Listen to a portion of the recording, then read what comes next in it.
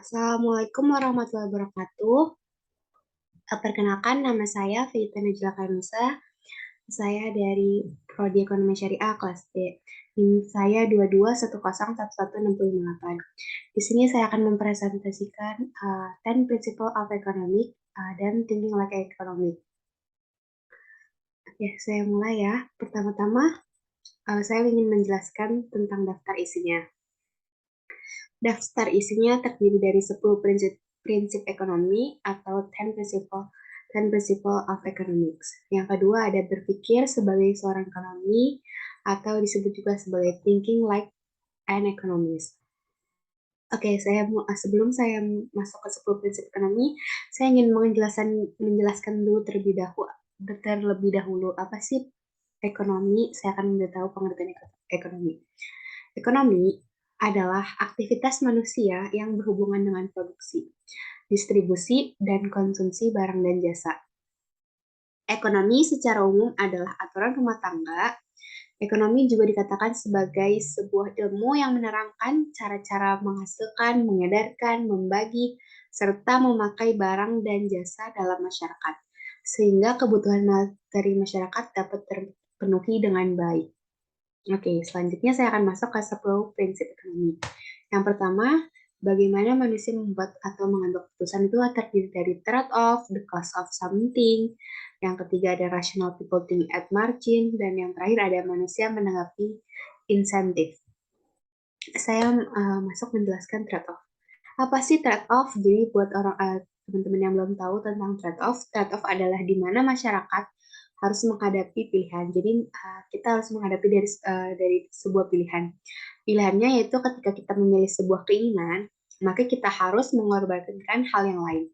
Atau bisa dikatakan mengambil sebuah keputusan dengan cara merelakan hal lain untuk sebuah keinginan atau tujuan. Jadi kita uh, melakukan sesuatu hal untuk yang kita ingin untuk hal yang lain. Jadi kayak ada penukarannya. Jadi kita harus melakukan sebuah penukaran agar mendapatkan apa yang kita inginkan. Nah, contohnya nih, misalkan ketika kita ingin motor, maka kita harus mengeluarkan sejumlah uang, atau ketika ingin membeli sebuah apartemen, maka kita harus bekerja dengan menukarnya dengan uang yang kita punya. Jadi kita saling menukar apa yang kita inginkan, kita harus tukarkan gitu dengan yang kita punya. Nah, selanjutnya ada the cost of something. Apa sih the cost of something? Jadi the cost of something adalah biaya dari segala sesuatu yang ada, atau bisa dikatakan bahwa segala hal yang ada di bumi ini sudah tidak ada lagi yang gratis. Rata-rata sudah tidak ada lagi yang gratis. Contohnya kayak seperti kita ke toilet di sebuah SPBU, di situ kita harus membayar 2.000 untuk bisa masuk dalam toilet tersebut. Terus atau misalkan kita parkir di sebuah tempat seperti minimarket atau toko di pinggir jalan, itu pasti udah ada tukang parkirnya dan kita harus bayar parkir tersebut. Nah, selanjutnya setelah the cost of something, uh, ada rational people think at margin. Rational people think at margin adalah manusia yang rasional yang akan berpikir untuk mendapatkan untung. Jadi manusia itu pasti ingin mendapatkan sebuah keuntungan. Jadi ketika manusia berpikir seperti itu, maka dia akan mempertimbangkan segala sesuatu yang dia pilih. Jadi dia mempertimbangkan lagi apa yang mau dia pilih agar mendapatkan sebuah keuntungan. Manusia membuat sebuah keputusan berdasarkan hal yang relevan. Untuk dapat membuat sebuah keputusan, kita harus bisa mengetahui apa sih sebuah keuntungan yang akan kita dapatkan dari keputusan tersebut atau keputusan yang kita pilih. Jadi kita pertimbangin lagi nih, menguntungkan nggak ya, menguntungkan atau tidak gitu. Nah, selanjutnya uh, yang terakhir adalah manusia menghadapi insentif. Apa itu manusia menghadapi insentif? Jadi masyarakat itu sangat menyukai insentif. Maka ketika ada insentif, masyarakat akan tertarik dengan insentif yang diberikan atau ditawarkan. Maka mengapa sih masyarakat bisa tertarik terhadap insentif? Karena insentif merupakan hal yang menguntungkan, sedangkan masyarakat dan kita nih manusia ini sangat amat suka dengan keuntungan yang kita dapat. Selanjutnya, setelah itu kita bahas tentang bagaimana manusia harus berinteraksi satu sama lain. Yang pertama ada trade can make everyone better off. Yang kedua ada market are usually a good way to organize economic activity. Dan yang terakhir ada government can sometimes improve market outcomes. Oke, kita masuk ke trade can make everyone better off ya. Di sini mereka berinteraksi dengan cara bertukar satu sama lain. Mereka melakukan penukaran agar semuanya saling mendapatkan sebuah keuntungan. Jadi kita biar sama-sama menguntungkan kita harus saling bertukar, kayak bisa dibilang seperti simbiosis mutualisme agar satu sama lain saling menguntungkan dan tidak dirugikan itu.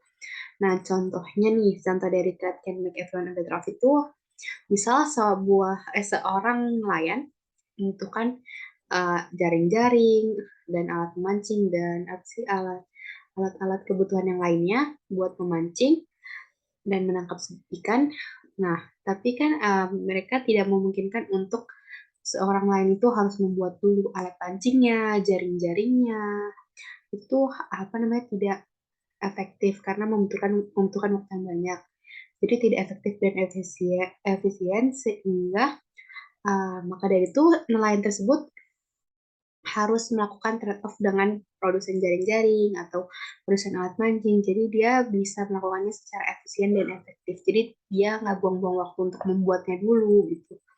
Nah, selanjutnya ada market are usually a good way to organize economic activity. Nah, jadi mekanisme pasar bisa dikatakan sebagai mekanisme yang baik. Kenapa mekanisme yang baik? Ketika ada sebuah mekanisme pasar, maka kegiatan ekonomi akan berjalan dengan baik dan juga dikontrol dengan baik. Jadi sudah teratur karena ada mekanismenya gitu. Nah, selanjutnya ada government can sometimes in market outcomes. Ketika mekanisme pasar dibiarkan bekerja dengan bebas, jadi sebenarnya mekanisme pasar ini tidak apa jika bekerja dengan bebas. Tapi sebenarnya mekanisme terkadang membutuhkan sebuah campur tangan pemerintah atau intervensi. Kenapa membutuhkan campur tangan pemerintah? Agar bisa meningkatkan outcome-nya. Jadi ketika ada sebuah campur tangan pemerintah di mekanisme pasar, itu bisa meningkatkan outcomes-nya. Nah, selanjutnya how the economy as a whole works. Yang pertama ada a country's standard of living depends on its ability to produce goods and service. Jadi standar hidup sebuah negara tergantung dengan kemampuan negara tersebut dalam memproduksi sebuah barang dan jasa. Jadi ini tentang produksi sebuah barang dan jasa di negara. Ketika sebuah negara bisa memproduksi sebuah barang dan jasa dengan baik, maka akan meningkatkan taraf kehidupan di negara tersebut. Jadi semakin baik dia memproduksi, taraf kehidupan di negaranya akan semakin naik. Bisa dikatakan juga bahwa negara yang bisa memproduksi dengan baik dan meningkatkan taraf kehidupan negaranya, yaitu negara yang maju. Karena negara maju itu sudah bisa membuat produksi barang dan jasa dengan baik, sehingga negaranya menjadi maju. Gitu. Nah, selanjutnya ada prices rise when the government prints too much money. Apa sih government print too much money? Government print too much money itu kayak pemerintah terlalu banyak menyetak uang. Nah, aktivitas ekonomi akan terganggu ketika pemerintah terlalu banyak menyetak uang. Jadi ketika pemerintah terlalu banyak menyetak uang, maka nilai uang tersebut akan turun perlahan-lahan, akan menurun. Salah satu dampaknya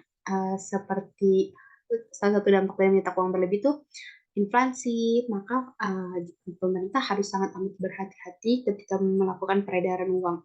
Jadi pemerintah harus bisa mengontrol agar terhindar dari inflasi.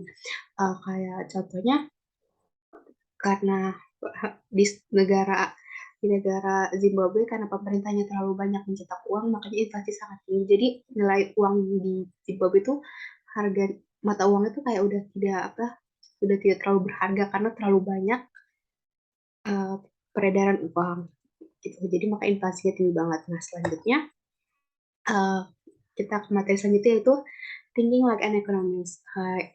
Thinking like economist itu dibagi dua, ada as a scientist dan ada juga as a policy advisor. Apa sih as a scientist? Kita lanjut ke as a scientist. Jadi as a scientist ini ada 3 tahap. Yang pertama nih, the scientific method. The scientific method itu harus mampu atau bisa menjelaskan dengan metode saintifik dan juga memahami atau bisa menganalisis sebuah peristiwa atau fenomena ekonomi.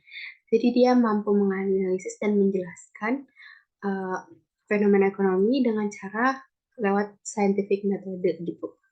Nah, setelah scientific metode, ada lagi the role of assumption. Apa the role of assumption? Assumption yaitu harus mampu memberikan atau menyajikan sebuah asumsi yang berdasarkan metode saintifik. Jadi dia bisa mengeluarkan memberikan sebuah asumsi-asumsi tapi berdasarkan scientific metode yang udah dibuat di awal. Nah, setelah the role of assumption terakhir itu ada economic model. Jadi harus bisa membuat model ekonomi yang telah dijelaskan dengan fenomena yang terjadi melalui scientific metode dan setelah itu bisa melihat atau memperbaiki sebuah aktivitas ekonomi yang akan datang. Jadi setelah dia melewati scientific metode, mengeluarkan asumsi, maka dia harus bisa membuat model ekonomi biar bisa memprediksi sebuah aktivitas ekonomi yang akan datang. Setelah as a scientist, selanjutnya ada as a policy advisor, yaitu penasihat kebijakan. Jadi penasihat kebijakan ini memberikan sebuah saran dan nasihat kepada policy maker. Nasihat yang diberikan bisa bersifat positif dan normatif. Ketika bersifat positif, kita harus tahu nih apa yang terjadi dan mengapa hal tersebut bisa terjadi.